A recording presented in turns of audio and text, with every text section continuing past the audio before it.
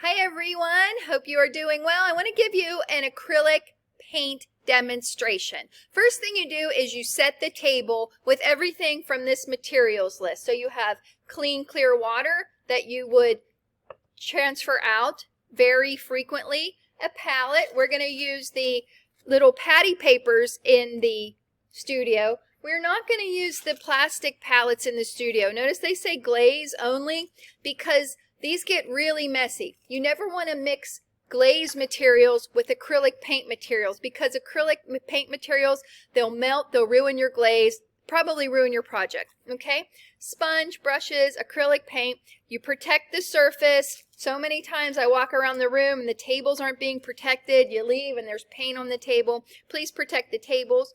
Okay, a paper towel. So I just have a roll here. Now when you get your paint, you want to use it sparingly. So what I do is I'm going to shake this up, shake the little bottle. Okay, now this one is, oh my goodness, it's very, this one's brand new. So I'm going to open this up here. Okay, maybe I'm going to shake it up a little bit more since it is brand new. And I can squeeze that out. This is terracotta. Notice I only need about a nickel size worth. Hopefully I can open this. Here's another color here. This is called burnt sienna. Sometimes if the paint is a little older, you have to kind of pounce it on the table like that. Okay, but you'll understand. If you're using colors such as black and white, we might have them in the Heinz ketchup bottle because ketchup bottles have this nice little plastic bladder on top. They store upside down because otherwise, we buy this paint in bulk. Otherwise, you're going to be trying to get a little bit of paint out of these big half gallons. So the ketchup bottles make life a little bit easier, okay? Before I start to paint though, okay? Before I start to paint on my project, and actually I might just paint. I'll paint the plate. Okay. All right.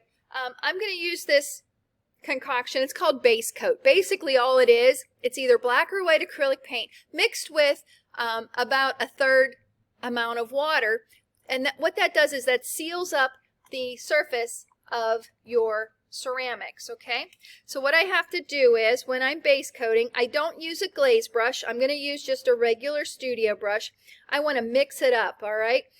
Acrylic paint, as you can see, acrylic paint does not fire in the kiln, okay? If you decide to use acrylic paint, it has to be a decorative piece. Acrylic paint dries quickly in about 15 minutes and it will ruin the brush unless you clean the brush extremely well. You add some soap, you rub it off in your hand, and then you use till the water runs clear. And make sure you're getting up in the metal part because that's where the paint likes to hide. Okay, it will stain your clothes. As you see, I'm using an apron here. Okay, don't worry about the part on there. It says use the appropriately colored handles. Okay, so what I'm going to do is,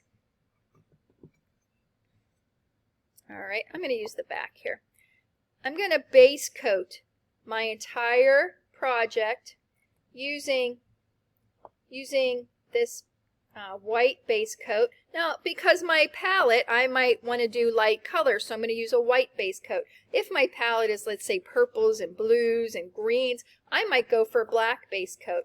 But you're going to see that clay is super thirsty. That paint is practically dry already. And what the base coat does is it enables the paint, the good paint, the colors and the designs to dry more evenly than if I would just apply color to this thirsty clay. Now what I'm going to have to do, even though this is mostly dry, I'm going to have to let that set up for just a minute, okay, before I can paint the top side of this. So I'm doing the sides, the edges and everything, the underside, while that's setting up. You can't really see it here, but this part here, it's practically dry because that paint is so super thirsty. But that's base coat. You want to do 2 coats of base coat before you apply any good paint. Okay, I'm going to move this off to the side. All right, cleaning my brush. Remember, I have my clean water. I'm going to swish. If you had me in elementary school, you know what's coming next. Tap, tap, tap, swish, swish, swish, tap, tap, tap.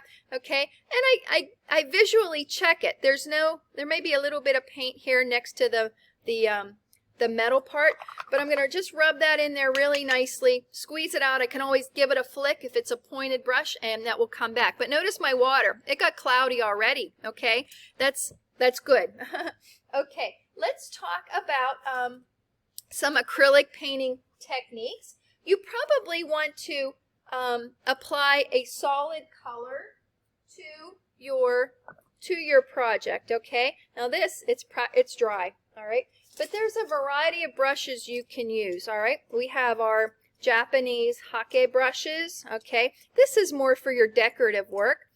For your first coat of paint, I probably would use a flat brush, a wider brush. Okay, now there are these materials over on the painting table called blending gel and flow medium. All right, let's say you really like this this terracotta color in the little bottle. You really like that, and you don't want it to get watered down with water to dilute the color. Here's what I can do. I can use this blending gel. Okay, I'll put it on here. Blending gel. All right. Oh, it's a brand new bottle. I'm just not having any luck today in these videos. Everything, there we go. Okay, and what I'm going to do is, here, I'll push this so you can see it. I might add just a few drops of that blending gel to my terracotta. I can mix that in with there, and what's going to happen is that's going to act like a vehicle. It will help the flow of that paint. Okay, so I'm going to paint my terracotta, and what do you notice? You notice that it's streaky. It's not very attractive as a color right now, is it? Even though I'm doing my best to keep an even brush stroke and an even layer, not doing that well. What I'm going to have to do is I let this set up, and then I will apply at least a second coat. It almost looks like wood right now, okay? But that blending gel helps the flow of the paint. It's what they call a vehicle. So I'm going to clean my brush here, tap, tap, tap. There you go. Okay, all right, good. Okay, set that to the side. I want to talk a little bit about some decorative techniques for your painting, okay? Because you're going to want to make your projects special, all right? To give them that certain extra something. All right. Now there are certain things you can do with acrylic paint. You can also do these with glazes. The first I'm going to rip this off so it doesn't mess up, okay? The first is called a wash, and when you wash something, what do you use a lot of? You use a lot of water, okay? So what I'm going to do is I might even, on my project, I might even pre-wet my work. I'm going to add a little bit of paint, just a little bit right into that water. Oops, there's a big glob there. Sometimes this paint gets old. I add, so you can see, let's back up a bit. I add more water. And of course the paper is going to buckle on me, but that's okay. Your ceramics won't, I promise. More and more water. And as I'm going down, it's called a wash, okay? Because I'm using a ton of water. This would be nice as, instead of a solid color, you could use this as a base color that you then perhaps use the decorative techniques over top. So let's set that aside. Okay. There are other techniques here. Shading. Okay. I'll show you a finished one just for time's sake. Shading is kind of like a wash, except you have an object and you're trying to hit lights and darks. You just add more water or even a lighter color. Okay. There's going to be blending, where I take two colors and add them together seamlessly. And what happens is the color underneath shines up through the color on top. So maybe you start with a lighter color and then you put a darker color on top. Okay. Let's go to, these are some fun ones here. Dry brushing and stippling, okay? For dry brushing, what you want to do is you don't add any water. So like it says, Let me put this here so you can see. There you go. Lightly wisp an almost dry brush over the surface. So what I'm going to do is I'm going to take a little bit of this burnt sienna, this color here. Okay, and notice what I did. I just hit the very tips of there. And what I'm going to do is I just gently, this is great for, say, basket weave texture, any texture at all. This is great, maybe grass texture.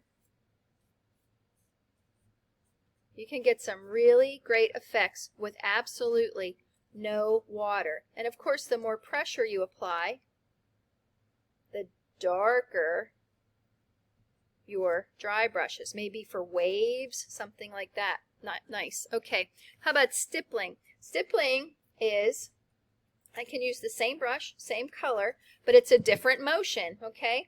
And all it is, see what I'm doing? I'm just kind of pouncing. I can look fur, maybe, textiles, okay? And the closer I put my brush strokes or my brush pounces, the darker my value, okay? Now that's just with a fan brush. You could use any kind of brush and stipple. Let's stipple same color with a different brush. Maybe I do some dots. Okay, you can get some really, really great effects just with those things, okay? All right, very good. Sponging is like stippling, and what you want to do is there's a variety of sponges here. You can use either a organic sea sponge or a man-made sponge. I would practice on paper before I attack my project, okay? All righty, let's see what else. And of course we have outlining. There are beautiful small little brushes, okay? And what I'm going to do to outline is I might add some of this stuff here, flow medium, which allows the paint, just like the name says, to flow better so that I could outline. I'm going to add a little bit right into my paint. Okay, I might mix it with a larger brush because the little brush, I'll be there all day. Okay, but find yourself a nice clean brush. Notice that didn't change the color of the paint too much. What it did though, it's enabling, let's say I want to outline this shape here. Okay.